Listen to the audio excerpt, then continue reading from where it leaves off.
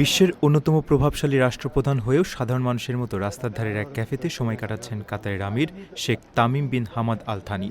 সম্প্রতি এমনই একটি দৃশ্য সামাজিক যোগাযোগ মাধ্যমে রীতিমতো ঝড় তুলেছে। ভিডিওতে দেখা যায় রাজকীয় কড়া নিরাপত্তা বলয় বা ভিআইপি লাউঞ্জের আভিজাত্য এড়িয়ে প্যারিসের একটি উন্মুক্ত ক্যাফেতে বসে কফি উপভোগ করছেন তিনি। চোখে রোদ চশমা আর ক্যাজুয়াল পোশাকে থাকা কাতারের আমিরকে খুব স্বাভাবিকভাবে পথচারীদের সঙ্গেও মিশতে দেখা যায়।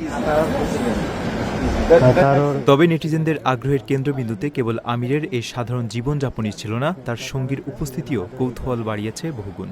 ভিডিওতে দেখা যায় আমিরের সঙ্গে একই টেবিলে বসে খোশগল্পে মেতেছেন মরক্কো জাতীয় ফুটবল দলের স্বনামধন্য কোচ ওয়ালিদ রেগ্রাগুই। একজন রাষ্ট্রপ্রধান ও একজন ফুটবল আইকনের এই আকস্মিক সাক্ষাৎ ক্রীড়ামোদী থেকে শুরু করে সাধারণ ইন্টারনেট ব্যবহারকারীদের মাঝে ব্যাপক আলোচনার জন্ম দিয়েছে। তাদের মধ্যে ঠিক কী নিয়ে আলোচনা হচ্ছিল তা একান্ত ব্যক্তিগত পর্যায়ে রয়ে গেছে, তবে ভিডিওটি ইন্টারনেটে নেটিজেনদের ব্যাপক প্রশংসা করেছে। কাতারের আমিরের এমন নিরহংকারী ও সাদামাটা জীবনযাপনের ভূয়সী প্রশংসা করছেন মানুষ। বিশ্বের অন্যতম শীর্ষ একজন নেতার উন্মুক্ত পরিবেশে এভাবে সময় কাটানোর দৃশ্যকে অনেকেই বিরল ও মুগ্ধকর বলে মন্তব্য করেছেন।